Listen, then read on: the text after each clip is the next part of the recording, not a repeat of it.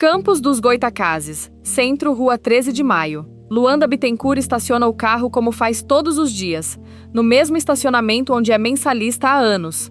O mesmo horário, a mesma vaga, a mesma rotina que qualquer pessoa que more no centro da cidade reconheceria. Ela desce, pega a bolsa, tranca a porta. Não imagina que alguém a espera ali, escondido entre os veículos, havia quase uma hora.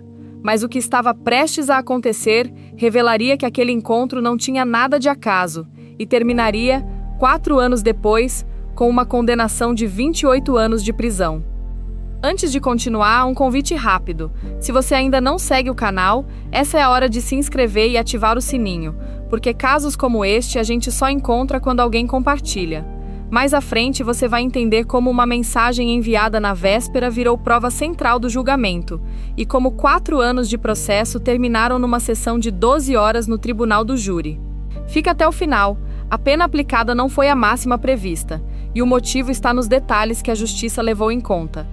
Ela não vê o homem parado entre os carros. José Ricardo Silva Ribeiro, ex-policial civil aposentado, conhece aquele estacionamento porque conhece a rotina da mulher com quem foi casado por 22 anos. Sabe o horário em que ela costuma chegar, sabe onde costuma parar o carro, sabe que aquela hora ela estará sozinha. Segundo o Ministério Público do Rio de Janeiro, ele chegou ao local bem antes dela e esperou. Luanda estaciona, desliga o motor, junta as coisas no banco do carona antes de sair. É 3 de fevereiro de 2022, uma tarde comum no centro de uma cidade do norte fluminense, com o movimento de sempre nas ruas ao redor. Pessoas indo para o trabalho, comércio funcionando, nada que sugira que algo está prestes a sair do lugar. Ela é professora. Ela e José Ricardo estão separados desde outubro de 2021, depois de mais de 2 décadas juntos. Testemunhas ouvidas ao longo do processo descreveram o relacionamento como marcado por episódios recorrentes de comportamento agressivo por parte dele, um padrão que, segundo o próprio Ministério Público, se intensificou depois do fim do casamento. Ela abre a porta do carro. É nesse instante que ele se aproxima. Não há hesitação no movimento. A acusação sustenta que o percurso até ali já estava definido havia pelo menos 1 hora, o tempo em que ele permaneceu à espreita, observando o estacionamento, esperando o momento em que ela estivesse desprotegida e sozinha. Os disparos começam ali, entre os carros estacionados, num estacionamento que Luanda usava havia anos, sem jamais imaginar que se tornaria a cena de um crime. São 3 tiros, segundo o boletim médico anexado ao processo. 1 no tórax, 1 no abdômen, 1 na perna. Luanda cai. Quem está por perto corre para socorrê-la, aciona o serviço de emergência, tenta conter o que pode ser contido até a chegada do socorro. É um estacionamento de centro de cidade, movimentado a essa hora. José Ricardo não permanece na cena, foge do estacionamento, deixando para trás a vítima baleada e uma investigação que, àquela altura, ainda nem tinha começado a reconstruir o que havia acontecido. Luanda é levada ao Hospital Ferreira Machado, em Campos dos Goytacazes, o principal centro de referência da região para casos de urgência. Passa por cirurgias, é estabilizada, entra e sai de quadros críticos ao longo dos dias seguintes. Por 23 dias, familiares acompanham de perto cada boletim médico, mantendo a esperança de que o quadro se reverta. A equipe médica trabalha para conter os danos causados pelos 3 disparos. Não consegue. Luanda Bittencourt morre em 27 de fevereiro de 2022, 3 semanas depois de estacionar o carro num dia que, até aquele momento, era como qualquer outro. E o que começou como um boletim de ocorrência por lesão corporal se transforma, com a sua morte, numa investigação por homicídio. Mas para entender como se chegou a esse estacionamento, é preciso voltar mais de 20 anos, a um casamento que José Ricardo, segundo a própria justiça, nunca aceitou ver terminar. José Ricardo e Luanda estiveram casados por 22 anos. Ele seguiu carreira como policial civil até se aposentar.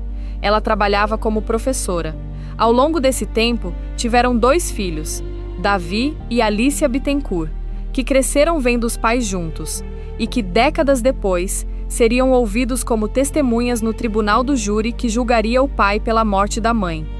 Segundo os 2, o relacionamento dos pais foi conturbado por longos períodos, não um episódio isolado de conflito, mas um padrão que se repetia ao longo dos anos e que, segundo o relato deles à justiça, incluía agressividade verbal e situações de controle patrimonial.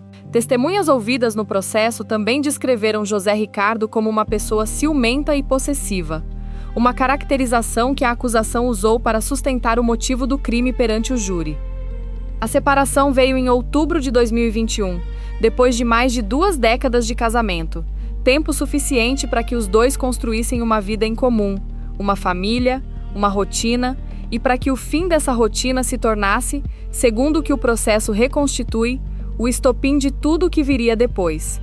Segundo a denúncia apresentada pelo Ministério Público, José Ricardo não aceitou o fim do casamento. A peça descreve o crime como cometido no contexto da violência doméstica e familiar, por motivo torpe qual seja, vingança oriunda de ciúme possessivo, nas palavras literais do órgão de acusação, reproduzidas no processo.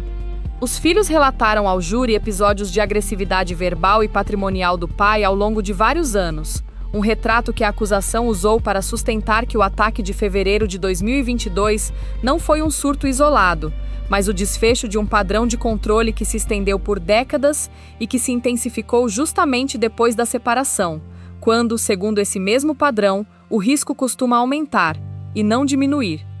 Durante o depoimento, os dois descreveram o clima em casa nos meses que antecederam a separação e nos meses seguintes. Um pai que, segundo o relato deles, não aceitava a ideia de que o casamento tivesse terminado e que mantinha contato insistente com Luanda, mesmo depois de ela deixar clara a decisão de romper a relação.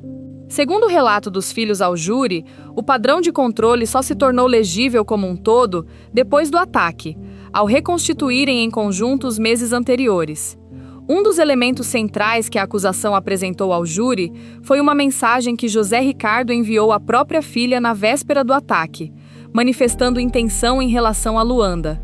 Combinada com as imagens que mostravam sua chegada antecipada ao estacionamento, cerca de 1 hora antes de Luanda estacionar naquele dia, essa mensagem se tornou, segundo a acusação, a prova de que não houve impulso repentino, e sim planejamento deliberado.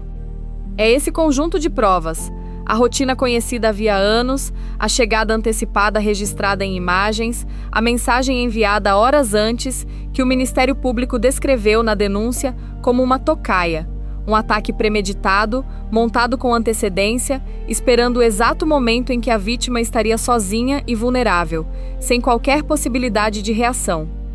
É também esse conjunto de provas que sustenta, do ponto de vista jurídico, a qualificadora de feminicídio.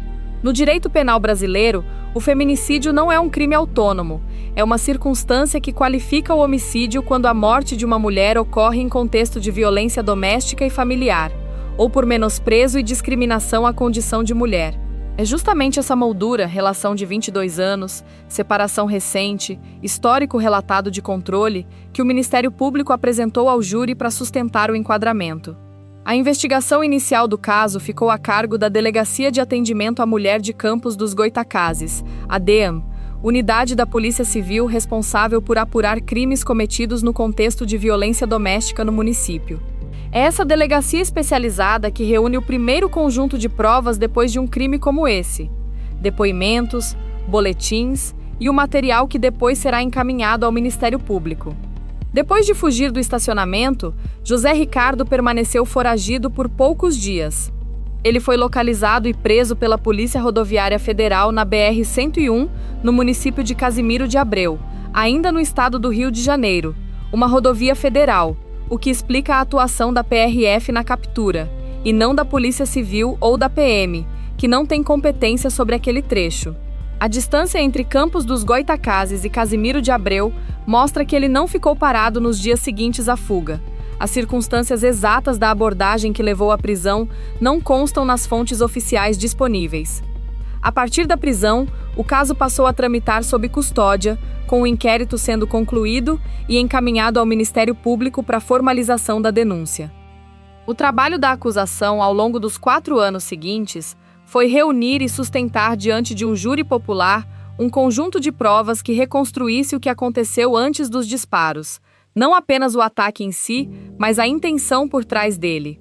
As imagens do estacionamento, mostrando o tempo que José Ricardo permaneceu à espera antes da chegada de Luanda, tiveram papel central nessa reconstrução. Transformaram o que a defesa poderia tentar tratar como um crime passional repentino em um episódio de premeditação demonstrável perante o júri. A mensagem enviada à filha na véspera cumpriu função semelhante dentro da estratégia da acusação. Segundo o Ministério Público, ela retirava qualquer possibilidade de o crime ser interpretado como reação impulsiva a uma discussão no calor do momento, e foi apresentada ao júri exatamente nesses termos, como evidência de premeditação e não de descontrole pontual. O julgamento, realizado no Fórum Maria Tereza Guzmão Andrade, em Campos dos Goytacazes, durou mais de 12 horas, uma sessão longa mesmo para os padrões do Tribunal do Júri. No sistema brasileiro, é um conselho de 7 jurados, cidadãos comuns sorteados para o caso, que ouve acusação e defesa e decide por votação se o réu é responsável pelo crime e sob qual qualificação. Ao longo da sessão, acusação e defesa apresentaram suas versões, testemunhas foram ouvidas, entre elas os próprios filhos do casal, e só depois de todo esse percurso, os jurados se reuniram para responder aos quesitos que definem o resultado do julgamento. Ao ser interrogado, José Ricardo confessou ter matado Luanda. A defesa tentou, ainda assim, buscar a desclassificação do crime para uma modalidade de menor gravidade, uma estratégia jurídica comum nesses casos, que reduziria substancialmente a pena aplicável. Mas os jurados rejeitaram essa tese por votação, mantendo o enquadramento original apresentado pela acusação. José Ricardo Silva Ribeiro, ex-policial civil aposentado, foi condenado por homicídio qualificado com a incidência da qualificadora de feminicídio. A pena máxima prevista para esse enquadramento era de 30 anos. Segundo a assistência de acusação, ela foi reduzida em 2 anos, ficando fixada em 28, em razão da confissão apresentada por ele durante o próprio julgamento, um fator que a Lei Processual Penal permite considerar na dosimetria da pena. O regime inicial fixado foi o fechado. Mas não foi só a pena que marcou a sessão. Davi e Alícia Bittencourt, filhos do casal, depuseram como testemunhas de acusação e relataram ao júri o histórico de agressividade do pai ao longo dos anos, incluindo o período posterior à separação, que, segundo eles, concentrou os episódios mais tensos. Alícia, ao comentar a decisão do júri depois da leitura da sentença, resumiu o momento em poucas palavras. Veio um ímpeto em mim que eu chorei, eu gritei de alívio, e completou, nos abraçamos, chorando bastante. Ficamos muito aliviadas. É importante registrar que o processo, embora tenha chegado a uma condenação em primeira instância depois de mais de 12 horas de sessão, ainda não está encerrado. A defesa já manifestou intenção de recorrer da decisão, o que significa que a pena de 28 anos, por enquanto, não é definitiva. Está sujeita a reanálise em instância superior, como prevê o processo penal brasileiro para casos julgados pelo Tribunal do Júri. No direito processual brasileiro, uma condenação só se torna definitiva quando transita em julgado, ou seja, quando se esgotam ou se perde o prazo para todos os recursos cabíveis.